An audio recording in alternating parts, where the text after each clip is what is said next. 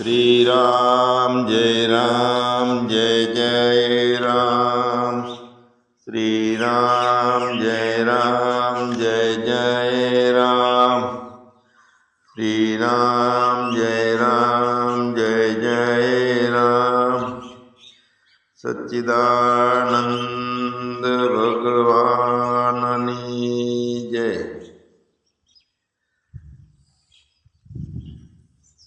जीवात्मानी वृत्ति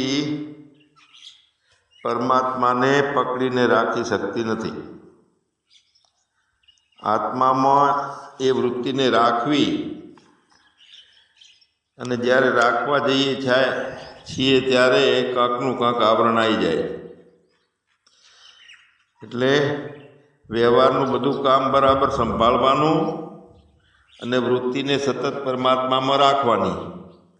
ये बे भेगू काम थाय छे अने जीवात्माने लोड पड़े छे, मुश्किल लागे छे। एटले आत्मामां स्थिति राखवा माटे अद्वैत ज्ञाननी खास जरूर छे। एटला माटे रोजे रोज कलाक बे कलाक मन बुद्धि स्थिर रहे एटला माटे ध्यानमां बेसवुं जोईए अने व्यवहारिक कर्मों करता करता ईश्वर निष्ठाथी बधा कर्मों करवा जोईए। क्षेप विक्षेप ना आवे। काम करता करता शोक आई जाए, भय आई जाए, ये विक्षेप थई जाए। ईश्वर निष्ठा होय तो एमां भगवान जेम राखे। एटले जगतना धर्मोनुं पालन करनारनो मोक्ष वेदांतमां मान्यो नथी। जेटला जगतना धर्मोनुं पालन करवामां आपणे फसाई रहेला छीए, कांकना कांक नियमों लईने विधानों लईने, तो ये ब्रह्मज्ञाननो पूर्ण अधिकारी नथी। जे रात दिवस आपणे सतत संसारी प्रवृत्तिमां रच्या पच्या रहीए छीए तो संसारी प्रवृत्तिमां तो भेदभाव होय छे बधाय, सारूं नबळुं ने गम्युं ना गम्युं ने हूँ अने बीजो। तो संसारी प्रवृत्तिमां भेदभावथी बधुं अंतःकरण आखुं भराई गયેલું होय छे। आपणे हवे भेद व्यवहार वगर जे कांई करवानुं छे एटले अघरू केम पड़े छे के भेदनी रोज आदत पड़ी गयेली छे। भेदना व्यवहारनी एटले राग द्वेष आई जाए छे, क्षमता रहती नहीं आपणामां। तो जीवन जीवता जीवता बधाय जगतमां बधाय प्राणीओमां राग ने द्वेषथी मुक्त रही अने समत्व योग धारण करी एटले समता धारण करवी अने केवी रीते वर्तવું। एटले वृत्ति जे छे जीवनी ये आत्मभाव में सतत एटले अभेद ज्ञान। आत्मभाव एटले अभेद वृत्ति। तो अभेद ज्ञान उत्पन्न करे एवी वृत्ति सतत जोईए, एवा संस्कारों जोईए, ए टाइपना बधा कर्मों जोईए। बधी वस्तुओं ना होय तो पण जो ब्रह्मज्ञान अथवा अभेद ज्ञान थई जाए तो आखुं जगत ब्रह्मज्ञानी बनी जाए, पण एम बनतुं ज नथी। एटले वर्णाश्रम धर्मनी व्यवस्था शास्त्रों में एटला माटे राखी। एटले वर्णाश्रम मुजबनुं बराबर जीवन गाळवामां आवे। हवे आपणे तो 70 ने 60 वर्षनी उंमरे नवो धंधो करवानुं कांईक विचारता होईए। वानप्रस्थ जे छे, संन्यास आश्रम छे, गृहस्थ आश्रम छे, एक एक धर्मनुं पालन जो करवामां आवे तो ये प्रमाणे बराबर जीवन बने अने धीरे धीरे माणसमांथी आपणा जे द्वैतना संस्कारो, द्वैतना भावो जे आवरण करे छे आपणने ए दूर थई शके। એટલે જો રામકૃષ્ણ પરમહંસ, તુકારામ आ बधाय संन्यास भले नतो लीधेलो पण संन्यासनी जेवी परिस्थिति हती एमनी एटले वेदांतना अधिकारी थई शक्या। भगवान आपणे रोग निवारण करवुं होय अने डॉक्टर पासे जईए તો ડાક્ટરે દવા આપી અને અમુક અમુક ચીજો ખાવાની નથી એમ કીધું. હવે દર્દી જે છે એ એમ કહે છે કે એટલી બધી મારાથી ચરી પાડી શકાશે નહીં, તો કે એના કરતાં ધીમે ધીમે દુઃખ ભલે મટે એનો વાંધો નથી, ફી વધારે લો એનો વાંધો નથી, પણ ખાવાની છૂટા લો. હું 5-10 ભજીયા ખાઉં છું તો 1-2 તો ખાઈશ જ, એમાં શું વાંધો? થોડા સિંગદાણા ખાઈશ, ગોઠિયા ખાઈશ, અડદની વાલની દાળ પણ ખાઈશ, તીખી ચટણી થોડી ખાઈશ, જરા લઈશ, જોડે બધા અથાણા લઈશ, હું કેરીનું, ગાજરનું, થોડી ખાટી છાશ હોય તો શું વાંધો છે? હવે આ બધું ડૉક્ટરની સામે જ્યારે દર્દી કહે ને કે આટલું હું ખાઈશ છૂટાડો, મને રોગ મટાડો, તો ડૉક્ટર એ વખતે સમજી જાય કે આ ભાઈ હાજો થઈ કે એમ નથી. એટલે હા કશું વાંધો નહીં એમ કરીને 10 દાડા વધારે દવાખાને રાખે. અંદરથી સમજે કે તારે જે ખાવું એ ખા, પણ મારું માથું ના ખાઈશ. વાત એ છે કે જિજ્ઞાસુ આપણે પોતાને ઠીક પડે એમ રહેવા માગીએ છીએ. શાસ્ત્ર પ્રમાણે કે અનુભવી જે કહે છે આત્મજ્ઞાનના, એ પ્રમાણે રહેવાની પોતાની નિયમો છે, પોતાની માન્યતાઓ છે, જતી જાય, ભાગી જાય છે. એટલે કોકના કોક બહાના બતાવી અને પોતાની રૂઢિ છોડવા તૈયાર નથી, પોતાની હદ છોડવા તૈયાર નથી, મનુષ્યપણું છોડવા તૈયાર નથી, અને એમને એમ સંસાર રહે છે. મોક્ષ પણ જોઈએ છે અને સંસારે એમને એમ રહેવો જોઈએ, છતાંય મુક્તિ. તો આવી સ્થિતિમાં જે છે ગમે એટલા મહાન ગુરુ હોય ને તો એને પોતાનામાંથી, દેહ ભાવમાંથી એને બહાર ના કાઢી શકે. પોતાની હદ એટલે કે બુદ્ધિની અંદરથી જે કંઈ માન્યતામાં આવે છે એ પ્રમાણે જે બુદ્ધિને છોડી દેવાની છે, તો એ પોતાની વ્યક્તિપણાની હદ છોડ્યા વગર સર્વાત્મ ભાવ થઈ શકતો નથી. હવે સંસાર દશામાં સતત રહેવાની છે, બુદ્ધિ ઉપર વિશ્વાસ છે, દ્વૈતોમાં સતત રમીએ છીએ, તો ત્યાં પોતાનો હું બ્રહ્મ છું એવું અનુભવની વૃત્તિ બનતી નથી. બ્રહ્માકાર વૃત્તિ ત્યાં ના બને. પોતે સ્વયં આત્મા હોવા છતાંય એને પોતાને મળવાનો વખત જ મળતો નથી. કેમ કે પોતે જે બનાવટી બની ગયો છે એમાં જ ખટપટમાં ચાલુ રાખે છે જીવન. એટલે ભગવાન જ્યાં દ્વૈતની વાતો હોય, દ્વૈતના વિચારોનું જોર હોય, દેહના જ સતત વિચારો ચાલતા હોય, સુખની, ઇન્દ્રિયોના સુખની ચર્ચા ચાલતી હોય, શરીરના ભાવમાં સતત શરીરને હાજુ રાખવા માટે મથતા હોઈએ, એટલે આ જીવ ભાવ જે છે એ બ્રહ્મ પોતે સાક્ષાત હોવા છતાંય એ ભાવ છે એ આવરણ બનીને ઊભો રહ્યો છે. હું અને તે એક જ છીએ, અભેદતા છે એ અનુભવ કેમ થતો નથી આપણને? તો એની પાછળનું કોઈ અનાસક્તિ યોગ નથી આપણો. ઈચ્છા કરીને કર્મો કરીએ છીએ અને ફળની ઈચ્છા રાખીએ છીએ. હવે સર્વાત્મ ભાવ પ્રાપ્ત કરવાથી ખરો આનંદ મળે છે. એટલે સર્વાત્મ ભાવની દશા પ્રાપ્ત કરવાની છે, પણ આપણે તો આપણી પોતાની માનેલી દશા તો છોડવા તૈયાર નથી.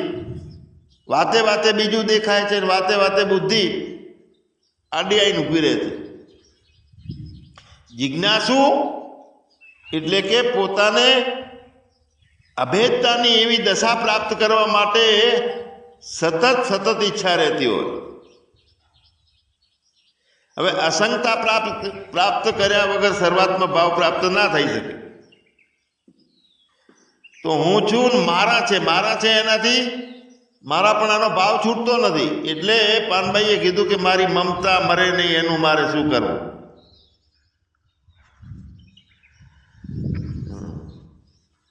પોતાની માન્યતાથી ભેદ બુદ્ધિ વધતી જતી હોય અને વળી પાછી આપણી ઈચ્છા હોય કે મારે તો અસંગી અભેદતા નિર્માણ કરવી. એટલે દ્રઢ જ્ઞાન જે કરવાનું છે એ અસંગ ભાવ કેળવ્યા વગર દ્રઢ જ્ઞાન નહીં થાય. પણ સમાજ સેવકની જેમ આપણે ઉતાવળથી પોતાનો સર્વાત્મ ભાવ છે એ કેળવવો છે અને પોતાની માન્યતાઓ છોડવી નથી, તો તે ભાવ કેળવી શકતા નથી. એટલે જેમ જ્ઞાનીની 7 ભૂમિકા છે ને, એમ અજ્ઞાનીની એ 7 ભૂમિકાઓ છે. હા, એ અજ્ઞાનીની 7 ભૂમિકાનું ટૂંકમાં થોડું વર્ણન આપણે લઈએ. અત્યારે જે પોતે પોતાનું સાચું સ્વરૂપ નથી સમજી શકતો, એનું કારણ આ છે કે આપણી ભૂમિકાઓ અજ્ઞાનની રહેલી છે. હવે અજ્ઞાનની ભૂમિકાઓ જે છે એ ચિદાભાસની ભૂમિકાઓ છે, આત્માની કોઈ નથી, આત્મા માટેની નથી. ચિદાભાસ સંસારના વિષયોમાં દ્રઢ રાગબાળો બની ગયો, સતત સંસારની અંદર રચ્યો પચ્યો રહે છે. વાસ્તવિક પોતાનું જે સ્વરૂપ છે, સ્વયં પ્રકાશ અવિકારી આત્માને એ જાણતો નથી. કેમ કે વધારે રાગ વિષયોમાં છે. તો અજ્ઞાનની આ પહેલી ભૂમિકા છે, ચિદાભાસની પહેલી અવસ્થા છે. આવરણ થઈ ગયું કે સ્વયં પ્રકાશ પોતે પોતાના આત્માને જાણતો નથી, પડદો પડી ગયો છે અવિદ્યાનો. તો અજ્ઞાન નામની આ ચિદાભાસની પહેલી એક ભૂમિકા છે, અવસ્થા છે.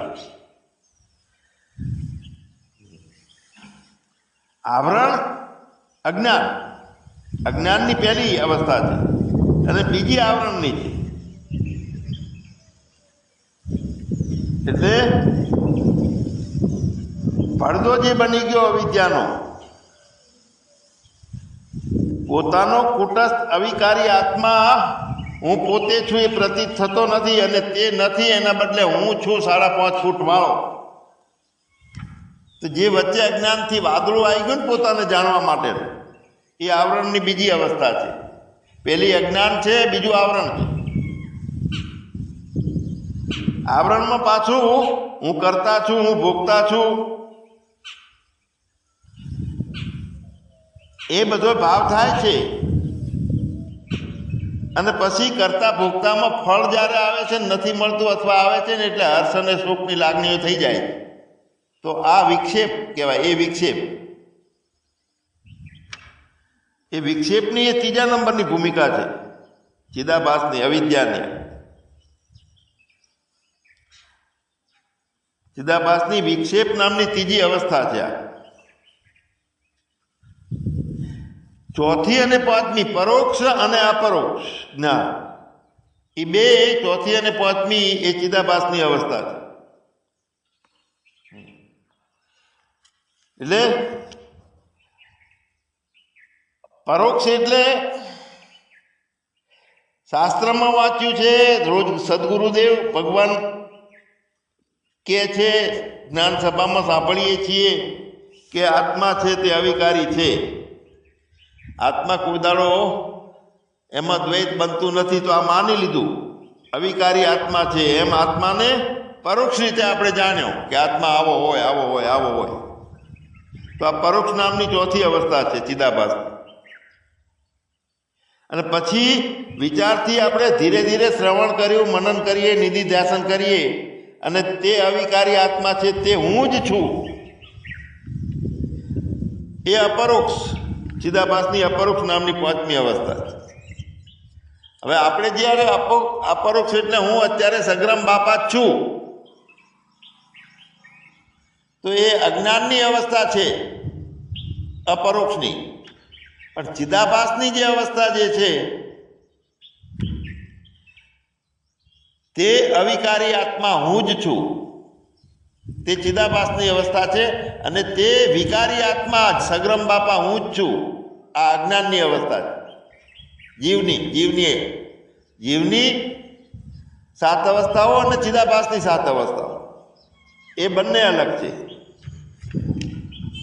એટલે શ્રવણ કરીએ છીએ, મનન કરીએ છીએ, નિધિ ધ્યાસન આપણે રોજ કરીએ છીએ, અને તે હું જ છું, તે અવિકારી આત્મા. એવી રીતનું એ જાણે છે. તો આ ચિદાભાસની અપરોક્ષ જ્ઞાન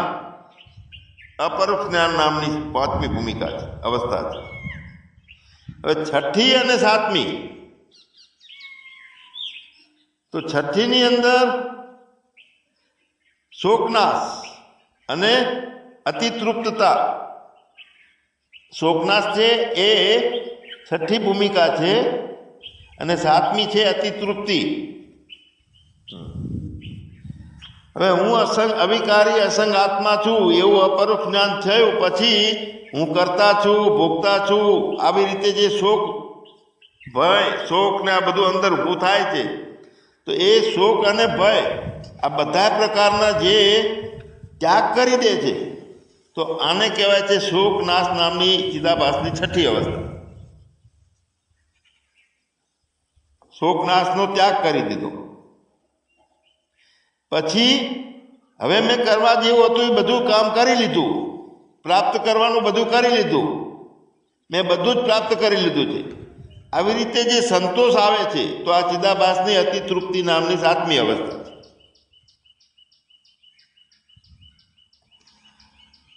તો ભગવાન આપણે ક્યાં ક્યાં આપણે ફસાયેલા છીએ એ અભ્યાસ આપણે આપણો કરવાનો છે. આપણું આત્મા હું જ છું એ જ્ઞાન ક્યાં ફસાઈ ગયું?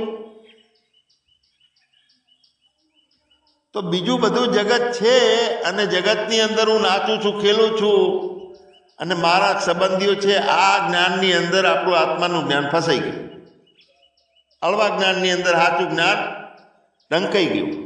પેલા 10મા વિદ્યાર્થીની વાત આવે છે ને કે પોતાનાથી નોખા 9 વિદ્યાર્થીઓને ગણ્યા એને, અને 10મો છે પોતે એને ના ગણ્યો,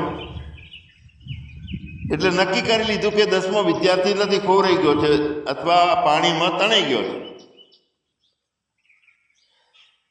તો જે 10મો હતો ગણનારો, એ 10મા વિદ્યાર્થીમાં પરોક્ષ અને અપરોક્ષ જ્ઞાન, એટલે કે જ્ઞાન અને અજ્ઞાન બંને ધર્મો એનામાં આવે છે.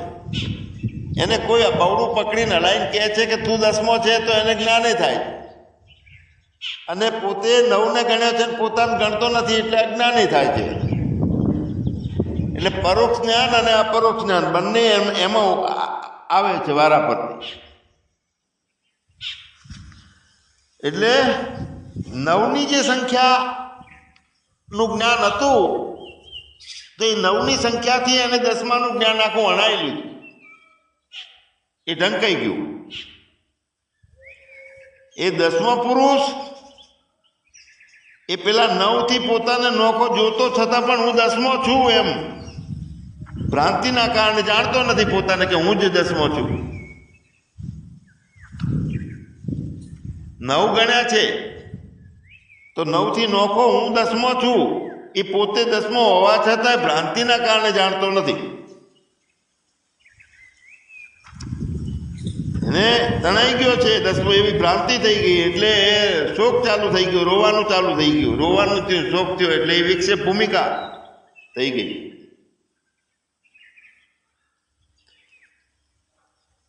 એટલે બીજા વિદ્યાર્થીઓએ વારાફરતી ગણ્યું, બધાએ એવી ભ્રાંતિ કરી કે ભાઈ 9 જ છે, 10મો નથી, રોવા બેઠા બધા. તો 10મા વિદ્યાર્થીને પોતાનું પ્રત્યક્ષ જ્ઞાન હોવા છતાં એને પોતાના 10માપણાનું જે પ્રત્યક્ષ જ્ઞાન છે તે થયું નહીં હોવા છતાંય.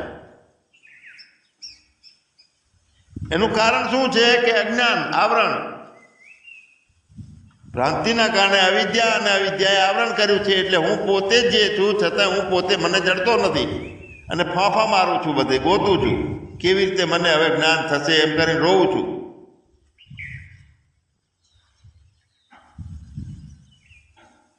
એટલે બધા વિદ્યાર્થીઓ ગણ્યું, દરેક વખતે પોતે પોતાને ગણ્યો જ નહીં, એટલે 10મો જડતો જ નથી. એટલે નથી 10મો એમ માની અને બધાએ પોતે વ્યવહારિક પ્રમાણે ચાલુ થઈ ગયો. તો આપણા જે બંધન અને ભાર લાગે છે, તો આ વ્યવહારનું કારણ શું છે કે આપણને આવરણ છે પોતાનું. એટલે વિક્ષેપ થવાનું કારણ એ છે કે પોતાનું સ્વરૂપ યથાર્થ પોતે જાણતો નથી અને હું દેહ છું એટલે હું શોક ને ભયમાં આવી જાઉં છું, એ વિક્ષેપ ભાવ.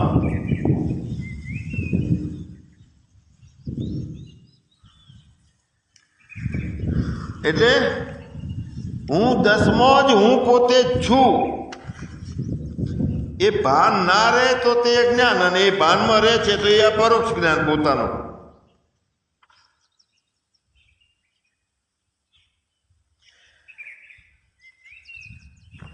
તો ભગવાન જે આપણને અજ્ઞાન અને આવરણ, પછી વિક્ષેપ, પછી પરોક્ષ જ્ઞાન, પછી અપરોક્ષ જ્ઞાન, પછી શોકની નિવૃત્તિ અને પછી આત્યંતિક તૃપ્તિ. ભ્રાંતિ રહિતતા આવે એટલે આત્યંતિક તૃપ્તિ થાય. પછી જે વસ્તુ જેવી હોય એવી વૃત્તિ ઉત્પન્ન થાય. આત્યંતિક સંતોષ પામી ગયો, મેં બધું કરી લીધું છે, મેં જાણી લીધું છે કે આ બધું અવિદ્યાથી ઊભું થયું છે. પછી જે વસ્તુ જેવી હોય, બ્રહ્મ જેવો છે સચ્ચિદાનંદ સ્વરૂપે, એવી વૃત્તિ ઉત્પન્ન થાય. અને એ બ્રહ્માકાર વૃત્તિ થાય એટલે મૂળમાંથી અવિદ્યા નાશ થાય, પડદો જાય, આવરણ ભંગ થાય. અને આવરણ ભંગ થઈ અને પોતે એમ કે પછી કે હું અહમ બ્રહ્માસ્મિ, એટલે પોતે પ્રકાશ ચાલુ થઈ જાય, પોતાનો સ્વયંભૂ પ્રકાશ, સાક્ષાત હું જ છું. અને એવો પોતાનો પ્રકાશ થાય એટલે બધું ભગવાન સ્વરૂપ છે અને એવું જ જણાય. તો એવું નથી થતું એનું કારણ શું છે કે સતત આપણે જગતમાં, દ્વૈતમાં, ભ્રાંતિઓમાં અને જગત આકારે બધી વૃત્તિઓ થતી રહે છે. તો એ જગત આકારે જે બધી વૃત્તિઓ છે તો તે વૃત્તિ જેવી વસ્તુ છે એવી થતી નથી. જેવી અંદરથી ભ્રાંતિ કે ક્ષોભ થાય એ પ્રમાણે વૃત્તિઓ બની જાય. એટલે ભૂલથી દોરડાના બદલે સાપ બની જાય. એટલે જેવી વૃત્તિ, તે વૃત્તિઓ જેવી વસ્તુ છે એવી નથી થતી, એટલે આવરણ થઈ જાય, આવરણ રહી જાય. એટલે વૃત્તિના સ્વરૂપને બરોબર સમજવું જોઈએ. આપણે આની પહેલા વાત કરી હતી કે પ્રમાવૃત્તિ અને અપ્રમાવૃત્તિ. અપ્રમાવૃત્તિ એટલે ખોટી વૃત્તિ, ભ્રાંતિવાળી, અને પ્રમાવૃત્તિ એટલે જેમ વસ્તુ જોઈએ છીએ એમ જ્ઞાન થાય તે. એટલે વૃત્તિનું સ્વરૂપને બરોબર સમજવાનું છે. આમ અંતઃકરણના પરિણામને વૃત્તિ કહે છે, પણ સુષુપ્તિમાં અંતઃકરણ નથી. છતાં જાગીને આપણે કહીએ છીએ કે હું આનંદથી સૂતો હતો. તો સુષુપ્તિમાં એવા અનુભવ માટે શું છે? તો હા, એ વખતે અનુભવ લેનારો છે, પણ લેનારો જે અનુભવ છે એ અજ્ઞાનમાં હતો એટલે એ વખતે સ્મૃતિ જ્ઞાન નહોતું. જાગ્યા પછી સ્મૃતિ જ્ઞાન આવ્યું એટલે યાદદાસ્ત હતી, એને કીધું કે હું સુખેથી સૂતો હતો. એટલે વૃત્તિ એટલે અંતઃકરણનું પરિણામ છે અને વૃત્તિ એટલે અજ્ઞાનનું પરિણામ છે. વૃત્તિ એટલે અજ્ઞાન બની જવું અને વૃત્તિ એટલે અંતઃકરણ બની જાય. વૃત્તિ એટલે માયા બની જાય, વૃત્તિ પોતે પરિણામ એટલે એ પ્રમાણે બનવું. તો ખરી રીતે અજ્ઞાન છે એ કોઈ સાચી વસ્તુ નથી, પણ જે દશામાં પોતાના આત્માનો વિચાર થઈ શકતો નથી એવી ભૂમિકા આપણી બની ગયેલી છે. અશુદ્ધિ અંતઃકરણની છે, જગત ઠાસી ઠાસીને ભર્યું છે, દ્વૈત ભાવો છે, હું તું મારા તારાના રામલીલામાંથી બહાર નીકળી શકતા નથી. તો એવી જે દશામાં પોતાનો આત્મતત્વનો વિચાર નથી થઈ શકતો તેવી દશા તો સુષુપ્તિની દશા છે, પણ એમાં અજ્ઞાન છે.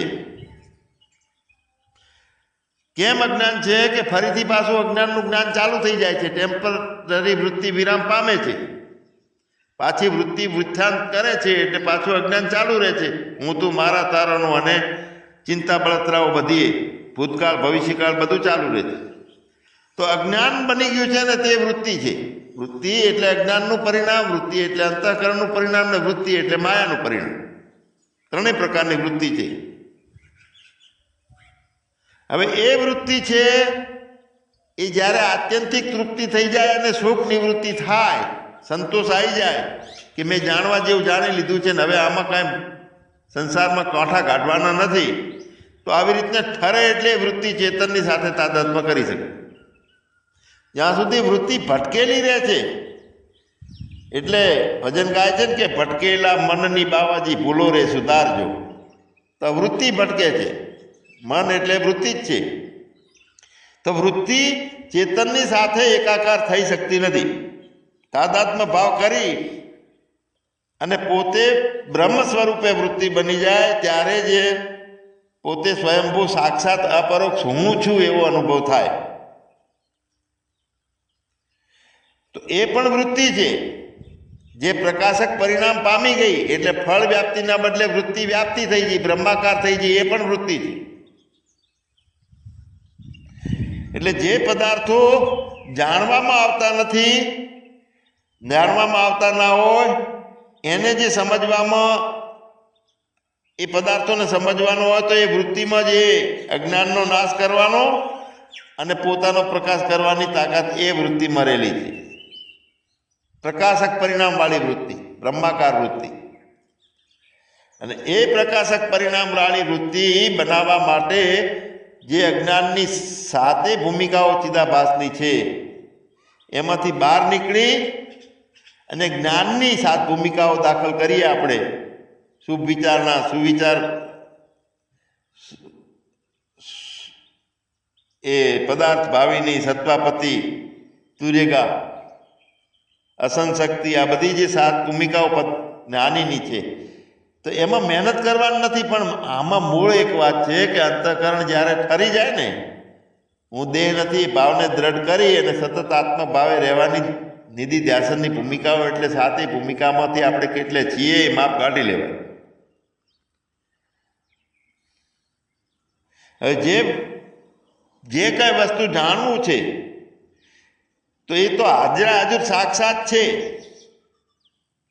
હાજરા હાજર સાક્ષાત છે, છતાંય વાદળું આવી ગયું છે એટલે જણાતી નથી. આપણો પોતાને પોતે જાણવો છે. તો જ્યાં સુધી આવરણ હોય છે ત્યાં સુધી પોતાનો પ્રકાશ એ વૃત્તિ કરી શકતી નથી. આવરણ હોય ત્યાં સુધી. હવે આવરણને તોડવા માટે વૃત્તિ, પ્રકાશક, તે જ વૃત્તિની જરૂર પડે છે કે એ બ્રહ્મ હું છું. તો મહાપુરુષના સંસર્ગમાં રહી અને અહંકારને થડકા વાગે અને ચિદાભાસને પૂર્ણ બોધ થઈ જાય ત્યારે એ કહી શકે કે મેરે અપને સિવા કુછ નહીં. અને પછી એવી ભૂમિકામાં સતત એક વૃત્તિ એટલે સાક્ષાત પોતાનું હોવું બને છે, એટલે એમાં વૃત્તિની જરૂર રહેતી નથી. તો મોક્ષની ઈચ્છા ના કરીએ તો પણ મોક્ષ પામી જ ગયા એવું લાગે આપણને. મોક્ષ પામવો છે, મોક્ષની ઈચ્છા કરવી છે, મોક્ષ ના કશું. હવે મોક્ષે એક બાજુ રહ્યો અને બંધને એક બાજુ રહી ગયું. તો આવું ક્યારે થાય? તો હવે આ પ્રવચન સાંભળીને આપણને પોતાને નિર્ણય કરવાનો છે કે હવે ક્યારે થાય. પોતાનામાં, આત્મામાં, શરીરમાં રહેલા આત્માના જ્ઞાનનો બાદ કરનાર જે વાસ્તવિક આત્મજ્ઞાન છે તે થાય તો આ કામ થાય.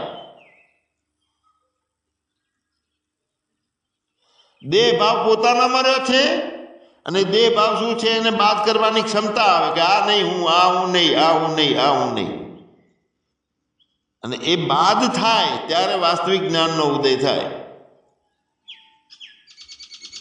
જો આત્મા હું છું એ શબ્દ વપરાય ને, અત્યારે આપણે એમ કહીએ કે હું આત્માનંદગીરી છું, તો આત્માનંદગીરી તરીકે દેહ સાથે જન્મું છું, જીવું છું, બોલું છું, એ સાથે કમ્પ્લીટ ભાવ થાય છે સાક્ષાત હું છું અપરોક્ષ આત્મજ્ઞાન, આત્માનંદ રૂપે. તો આ મારું પ્રત્યક્ષ જ્ઞાન છે, દેહનું જ્ઞાન છે. હું સાક્ષાત છું આત્માનંદગીરી, એમાં કોઈ શંકા નથી.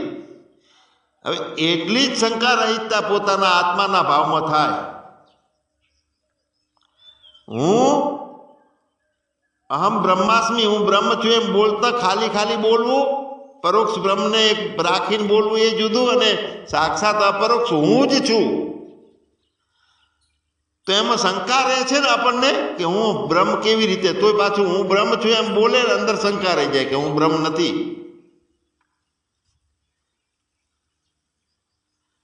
એટલે કોઈ વખતે પછી શું થાય, ઘડીક થાય બ્રહ્મ છેટો છે એવું લાગે ને ઘડીક થાય હું બ્રહ્મ છું એવું લાગે. કોઈ વખતે જ્ઞાન છે એવું લાગે ને કોઈ વખતે હું મારામાં અજ્ઞાન ઘૂસી ગયું છે એવી શંકા થાય. એટલે બીજું કાંઈ છે જ નહીં. જ્ઞાન અજ્ઞાનથી પરે, साक्षात अपरोक्ष मेरे अपने सिवा कुछ नहीं. એ સંસ્કાર બને, માન્યતા બને તો એવી વૃત્તિ બને, પછી એને મોક્ષની ઈચ્છા ના થાય, મોક્ષની જરૂર નથી, કારણ કે હું પોતે જ સચ્ચિદાનંદ સ્વરૂપે છું. સચ્ચિદાનંદ ભગવાનની જય. તમને લાગ્યું વેલ 32 મિનિટ છે.